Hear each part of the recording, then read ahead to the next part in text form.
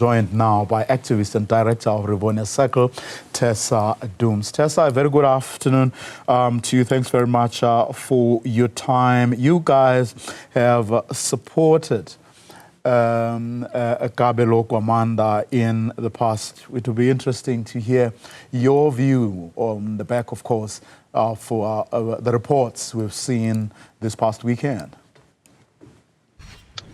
Hi, Maria. So just a correction there. We have supported the removal of Kabelo Gwamanda as mayor of Johannesburg and led a protest to that effect a few months ago. And that was on the back of not a personal persecution, as he would like people to believe, but on the back of a dysfunctional city that needs political accountability and that he was leading, and a failure of leadership in the city of Johannesburg and just poor quality leadership across the board. And what we saw as a response to the call for Mayor Gwamanda to resign was just a rearranging of the deck of chairs that has now made him the MMC for Community Finance, and the entire mayoral committee, bar a few people, has really remained the same, except that the positions people occupy have changed. And so we've not seen actually a substantive change in terms of political accountability. And this is exactly the reason why we are sitting in the position that we are today.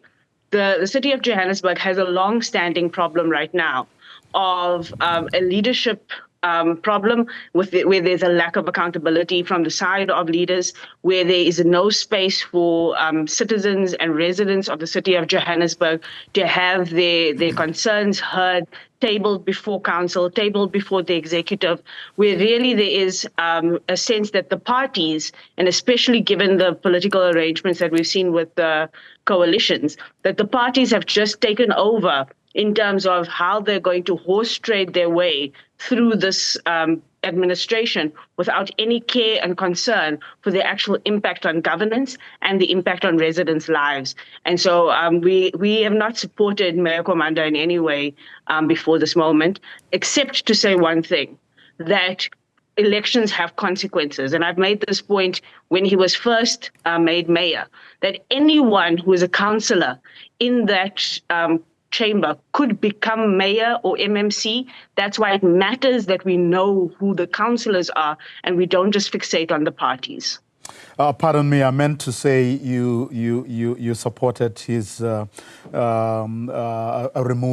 But now, here is a situation. Fikile Mbalula says it's up to the Kabelo Gwamanda's party to actually take a decision on this matter, which suggests to me that political arrangements come before doing the right thing.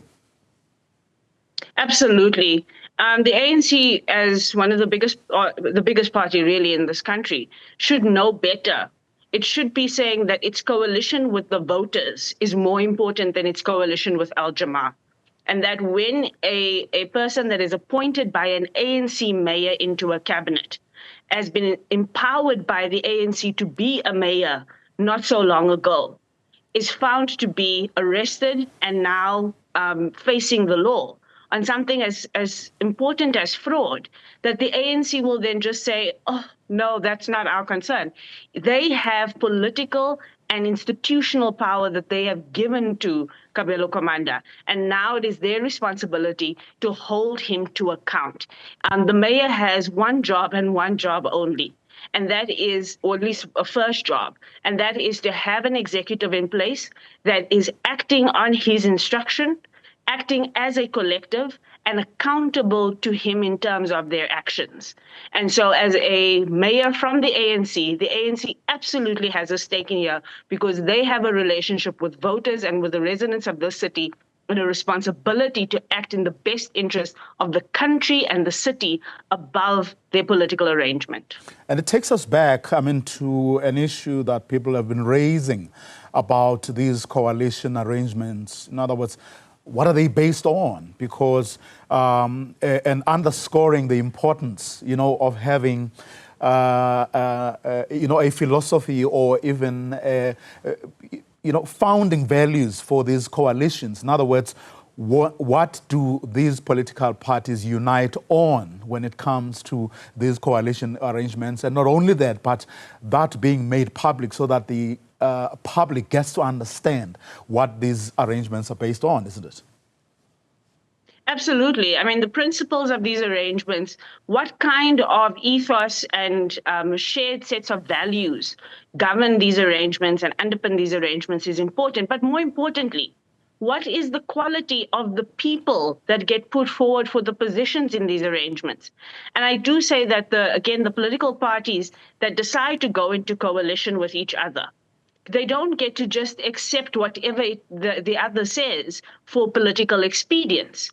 Of course, Dada Marero, as a mayor, has to be able to vet a list of people that are put forward by different political parties to ensure that, number one, they pass ethical standards and legal standards. And in the moment, in one instance where they do not, he has a right and he has a responsibility to act on that. And so if their coalition is not based on a pursuit of ethical leadership, then the entire coalition is to blame for where we are right now. But there is an extra step to this. And on the one hand, that step is about the fear or lack thereof that political parties have about some kind of retribution from the voters, some kind of consequence management on the voters when they either take actions that are bad or they fail to take action when action is obviously necessary. And it seems in this instance, the ANC doesn't really fear retribution from the voters. And that's also because when it comes to us as the voters, we are not paying enough attention to who our vote is empowering. And this is not just at the party level. We are, at this point, hostages in this democracy to parties and to party politics and party interest. And we pay so much attention to the brand of the party. But what about the quality of the individuals that parties put on their lists? What about whether those individuals are fit to serve? And what happens when those individuals who we have not directly elected, Mayor Gwamanda is not a ward councillor. He hasn't been directly elected by his constituency. He's brought in by a party. What are we going to do as the residents to make sure that Al-Jamaa is held accountable if they do nothing in the face of somebody who's facing serious ethical and legal problems? I really feel like this goes back to the nub of our democratic problem and our electoral system problem, where we as the voters are not paying enough attention to the human beings that are occupying those seats, and we're paying too much attention and being distracted by political parties and their mantras. But do we not have double standards? Let me tell you why I'm asking this, because I mean, you look at your ANCs and your DAs, even your EFFs, we seem to have a different set of rules, you know, when it comes to those, I mean, the dominant political parties.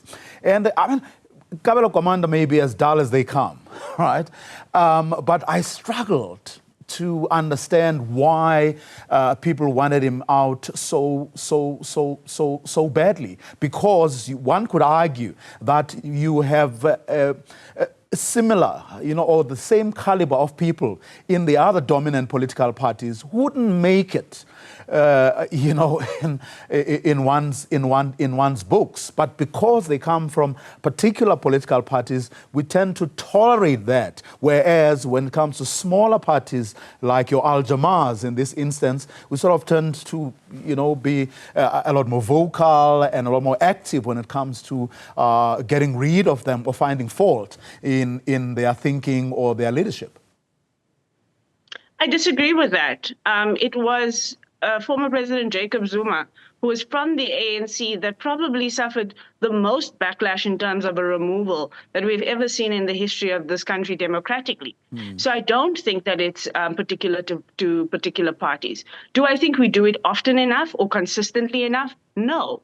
When it comes to the city of Joburg now, I've just explained how the mayor's removal has been insufficient in solving the accountability crisis that the city of Johannesburg has and the poor leadership crisis, because all they did was rearrange the chairs on the deck. Just 3 weeks ago, myself and members of the Residents Association for Bellevue and Yeovil actually went to go and speak to the new Speaker of Council to ask her to help us facilitate ways to start getting into a lot more of the business of the city and getting the mayor to respond to us. Right now, we have called as the Joburg Crisis Alliance, for example, for a meeting with the new mayor in order to table some of the grievances that we have as residents of the city so that we can hold him accountable. We are using exactly the same set of standards. And so if he does not respond to those in the ways that he's not now, he will similarly face us coming and marching on him the way that we marched on Mayor Gwamanda. And so we are not doing it consistently enough as a country. I agree with that, but I do not think that smaller parties are bearing more heat than bigger parties are. Tessa Dooms, thank you very much for your time and insights. Really appreciate it.